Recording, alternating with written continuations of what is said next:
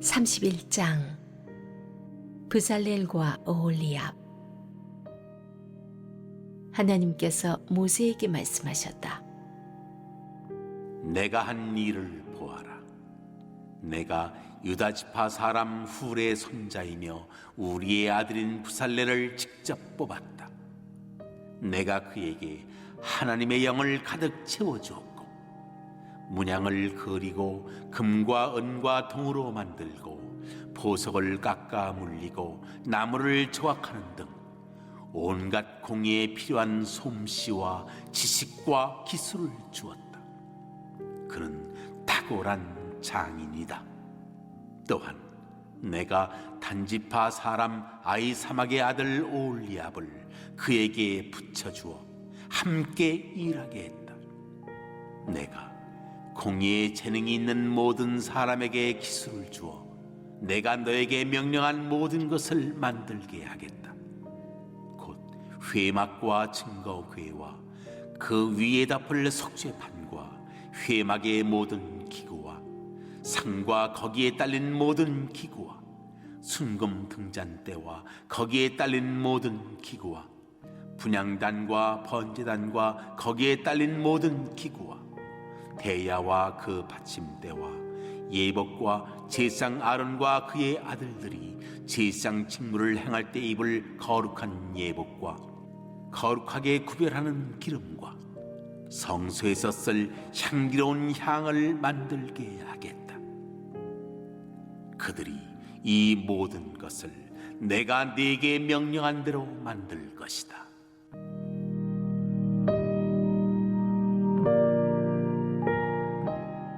나의 안식일을 지켜라. 하나님께서 모세에게 말씀하셨다. 너는 이스라엘 자손에게 이렇게 전하여라. 너희는 그 무엇보다 나의 안식일을 지켜라. 안식일은 내가 너희를 거룩하게 하는 하나님인 것을 생생히 알리려고 나와 너희 사이에 대대로 세운 표징이다. 안식일은 너희에게 거룩한 날이니 너희는 안식일을 지켜라. 누구든지 안식일을 더럽히는 자는 반드시 죽임을 당할 것이다. 누구든지 안식일에 일하는 자는 백성 가운데서 추방될 것이다. 6일 동안은 일할 것이나 7째 날은 안식일이다. 순전한 안식의 날, 하나님에게 거룩한 날이다. 누구든지 안식일에 일하는 자는 반드시 죽임을 당할 것이다. 이스라엘 자손은 안식일을 변함없는 언약으로 삼아 대대로 지켜야 한다.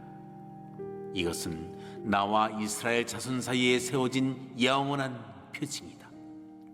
하나님이 6일 동안 하늘과 땅을 만들고 7째 날에는 쉬면서 숨을 돌렸기 때문이다. 하나님께서 시내산에서 모세와 이야기를 마치시고 손가락으로 돌판에 쓰신 2증거판을 모세에게 주셨다.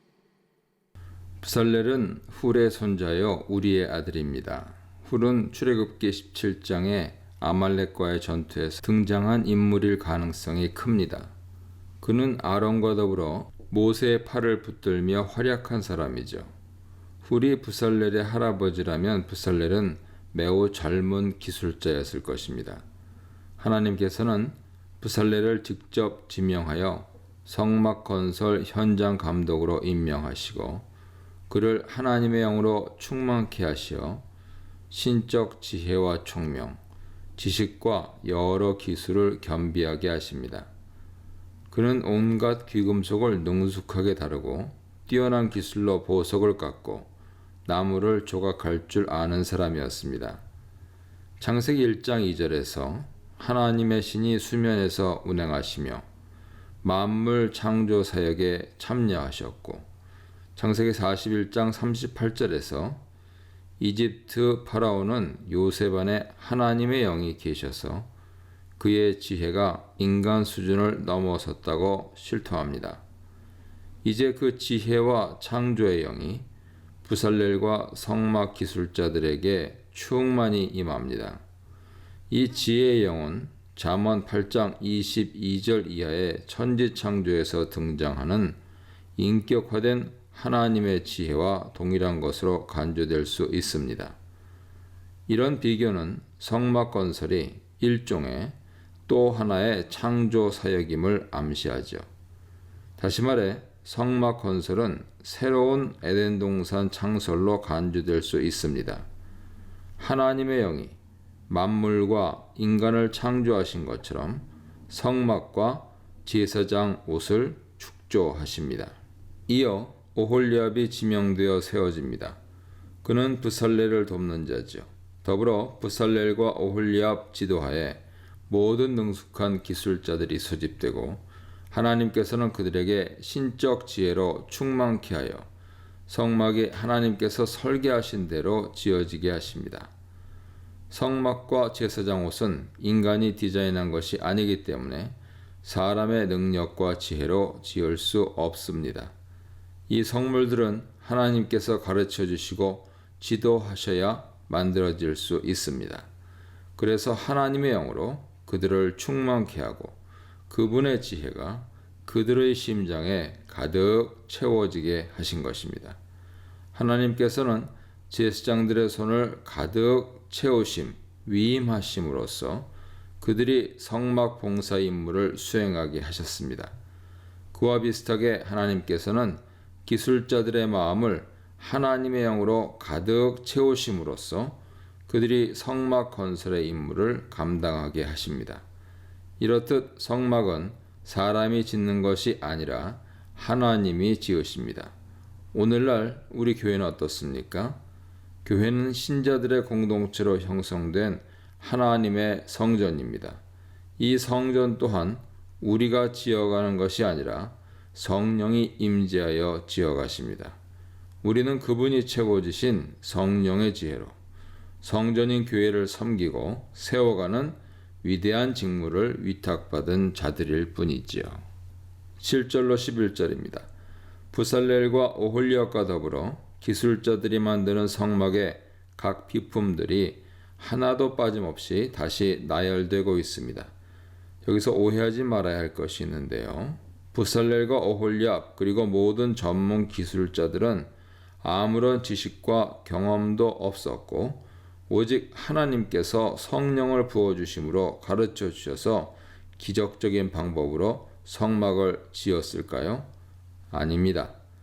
분명 그들은 원래 기술과 재능을 겸비한 각 분야 전문직 종사자였을 것입니다. 이집트에서부터 건축과 직조, 연금술과 세공 기술자로 일했을 것입니다.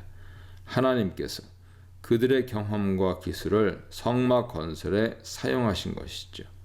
다만 인간의 지혜와 경험, 능력을 뛰어넘은 신적인 은사가 추가로 부어져야 그 임무를 제대로 수행해낼 수 있는 것입니다. 12, 18절입니다. 성막과 제사장 옷에 대한 지침이 주어지고 이제 성막 건설을 착수하기 직전에 안식일 규례가 등장합니다. 이것은 나중에 출애굽기 35장에서 금송아지 사건 이후 본격적인 성막 건설이 실행되는 장면과 비교됩니다. 거기서 성막 건설 수행은 안식일 규례 재확인과 더불어 시작되죠. 이런 특징은 성막과 안식일에 대한 몇 가지 밀접한 관련을 재확인해 줍니다. 첫째, 출애굽기 35장 견지에서는 성막 건설 직전의 안식일 규정 등장은 성막 건설이 안식일에 진행되어선 안 된다는 경고일 수 있습니다. 둘째, 본문 견지에서는 성막과 모든 기물들의 궁극적 목적이 하나님께 대한 예배이기 때문에 예배 장소에 이어 그분을 기억하는 예배 시간, 곧 안식일 규정에 대한 강조와 더불어 성막 건설 지침을 마무리하고 있다고 볼 수 있습니다. 셋째, 성막 건설이 일종의 새로운 창조 사역, 특히 에덴의 재창설이라면 6일 창조 후 7일째 안식일이 선포된 것처럼 성막 건설 지침이 의도적으로 안식일과 관련되어 등장한 것으로 볼 수 있습니다. 한편 안식일은 영원한 언약의 표징, 즉 징표 역할을 합니다. 하나님과 백성 사이에 징표가 된 것들은 이외에도 여럿이 있죠. 증거막이라 불리는 회막, 증거궤라 불리는 언약궤, 그리고 십계명이 새겨진 증거의 돌판 등입니다. 안식일은 이것들과 더불어 하나님의 창조와 구원의 징표이자 하나님과 백성 사이의 언약의 기념물입니다. 그들은 이집트에서 쉼없이 일했습니다.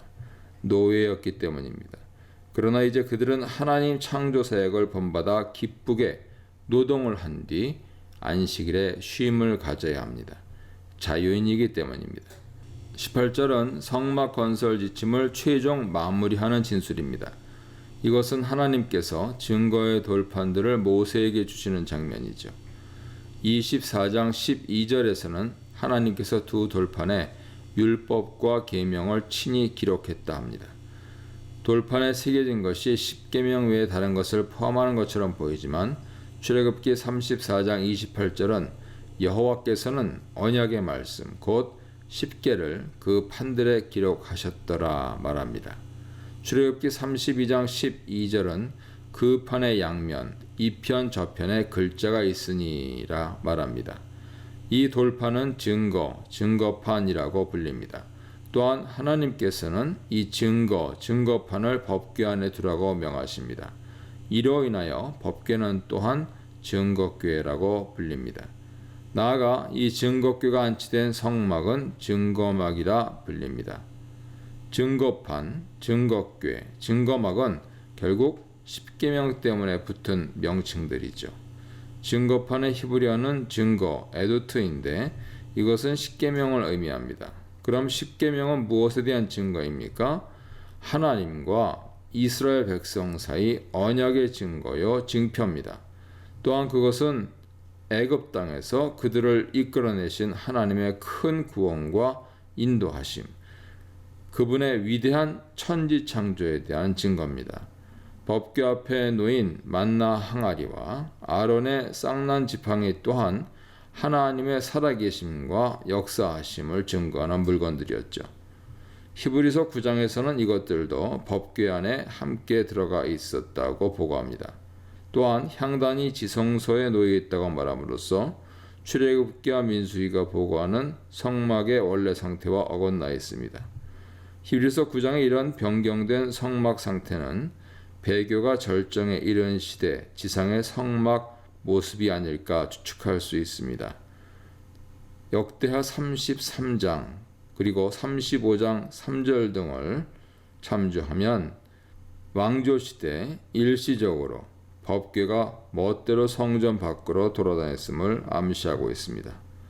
변치 않는 하늘 성전과는 달리 인간의 불순종과 불성실로 인해서 멋대로 변경된 지상 성전은 그 자체 한계와 유한함을 지녀 오히려 하늘 성전을 기대하게 만듭니다. 이 문단에서는 지혜의 사람들을 통해 만든 성막, 사역자들의 협력을 통해 만든 성막, 안식일을 통해 완성되는 성막에 대해 묵상해 보시기 바랍니다.